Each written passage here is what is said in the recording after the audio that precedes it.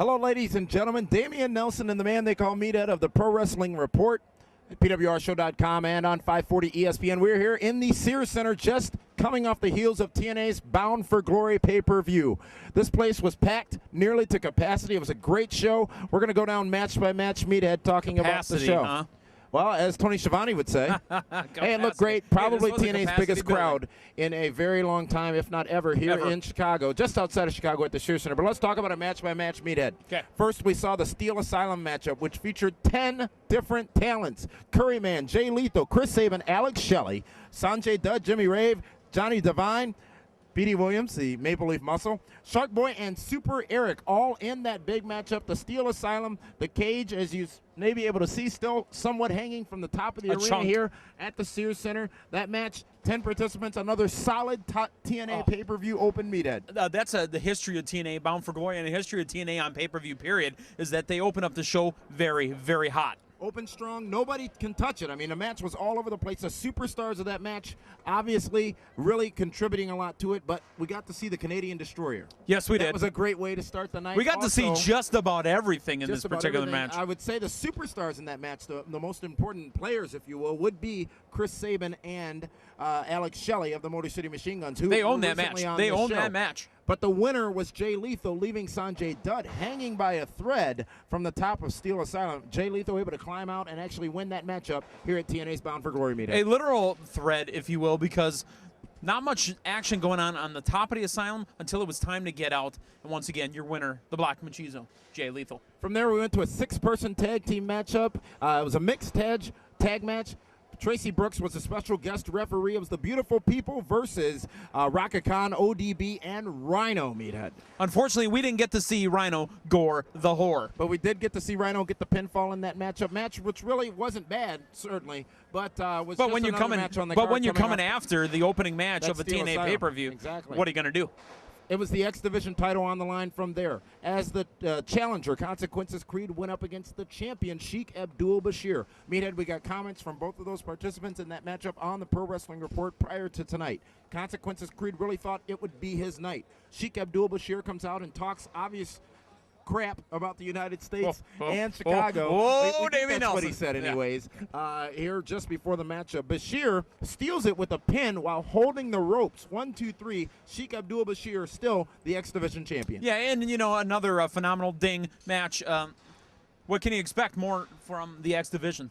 Great X Division. The championship was on the line as Roxy Laveau stepped into the ring with Awesome Kong. Those two, the challengers, going up against Taylor Wilde. Anybody could walk out of that match with the Knockouts champion. Another great Knockouts match, showing you the talents of these amazing females in Total Nonstop Action Wrestling. The match was won by Taylor Wilde getting the pin on Roxy Laveau in that matchup, Meathead. And as you've said many, many times on the program, as you're watching the match, you don't realize you're watching a Knockouts match. You're watching a TNA match, and the girls deliver just as well as the men.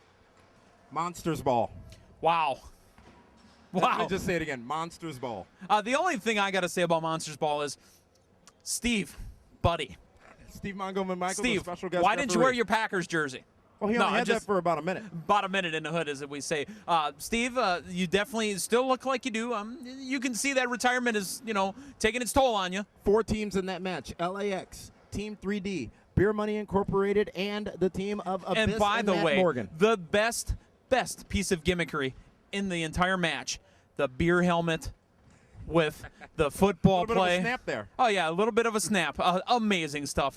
James Storm delivers again. Sorry about your damn luck, But he did though. so after LAX opened the matchup, stealing the show again tonight. Again, the big man flies. Abyss getting sliced. Now, we saw 2 things reintroduced into this matchup, which I'm a big fan of. The silverware and the cheese grater. Yes, sir. We saw the cheese grater. Brother Ray took the cheese grater to the head. And he licked it. He licked it. To the head of Abyss. Abyss goes just gushing blood all over the match, all over the ring, rather. And that would not be the end of the punishment that Abyss would get tonight in this Monsters Ball matchup. But the weapons were galore, and we even saw this one progress over to the stage area. Correct. Where we then saw the return of the flaming table. As promised. As promised by Team 3D. Abyss thrown right off the top of that stage down through into the table, which was on fire, and not only was the table on fire after that, Abyss set ablaze. Not only was he set ablaze, he wasn't able to be put out instantly either. He sat there and burned. I wonder how his pain addiction is going now. That wouldn't be the end of tables, as we then saw another table introduced, this one with thumbtacks on top of it. Abyss, not the victim this time. It was Hernandez. He couldn't get back up. He was Hernandez scarred. being put through this table, and then Beer Money Incorporated stealing the pin right after that spot. Phenomenal match, Monsters Ball. Ding. Certainly one of the match of the night candidates. Your thoughts? Yeah, again, match of the night. The match of the night? No, it was match of the night, in my opinion. But let's talk about the next match, because that could be match of the night, too. Legends match. 3 participants, Christian Cage, Booker T, and AJ Styles. Meathead, we talked about LAX stealing it early on in Monsters Ball. AJ Styles stole this match. Stole this Phenomenal. match from Christian Cage and Booker T. However, AJ would not be the man to walk out with the victory. We did also see a Spinneroonie and also almost a Cageroonie in this match. Again, I'm down with the OPF, other people's finishers and other people's funnies. Speaking of finishers, Christian gets the Impaler off the top rope, followed by the big scissors kick by Booker T off the top rope, and the pinfall victory goes to Booker T. What's in the briefcase? We don't know yet. What's in the briefcase? Maybe we can find him later and ask him. Is it his royalty check? Booker T wins that match. Another great matchup on this card, TNA Bound for Glory 4. It was a grudge match then from there, Meathead. One that is embroiled in passion. We heard from both men on previous editions of the Pro Wrestling Report, Kurt Angle and Jeff Jarrett. This one, very personal. This one really had that big match feel that we've talked about a lot of times that's missing from wrestling events. This one had it. Jeff Jarrett returning to the ring after a 2-year absence, going up against the Olympic gold medalist Kurt Angle. You could go from it one or two ways. You could say that Kurt Angle's comments in the UK Sun were legitimate, and he really kind of crossed the line, if you will, with his statements, or you could say that maybe they're just trying to build up some heat for this match. I don't know where to go. It's legit. It's not legit. It leaves you wondering. I don't know where to go with this one. It went all over the place. The crowd starting off with a thank you, Jeff chant. And then let's go Angle, followed by let's go Jarrett. Figure 4, no go. Ankle lock, no go. Angle slam, no go. This one back and forth all night long, Meathead. 2 passionate individuals going don't forget, after each other in this matchup. Outside the ring was Mick Foley, special guest appearance. He was I didn't forget, he hadn't done much up until this enforcer, point. But there was a reason he was there when the referee got taken out by a ref bump. It was Rudy Charles, the referee, taking a nasty bump, and then Mick Foley gets in after to make the pinfall, actually, and that was thwarted, 1-2, and it was a kick out. Kurt Angle then not too happy with Mick Foley, nailing Mick Foley atop the head with a steel chair. Foley out, in goes Angle, takes the chair to Jarrett as well. Back in comes Foley. Yeah. And it's Mr. Sacco. He brushed off that chair with no problem, and he was able to put Sacco down the gullet of Kurt Angle.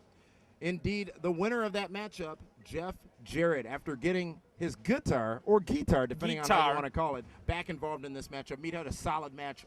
Great match, actually, from these two competitors. A great wrestling match. It was pure professional wrestling between these two. Jarrett actually got up and flew a little bit too. So I mean, you don't want to discount the fact that Jarrett have not been in the ring for over 2 years. Jarrett got up and flew. The next match was for the TNA World Heavyweight Championship belt.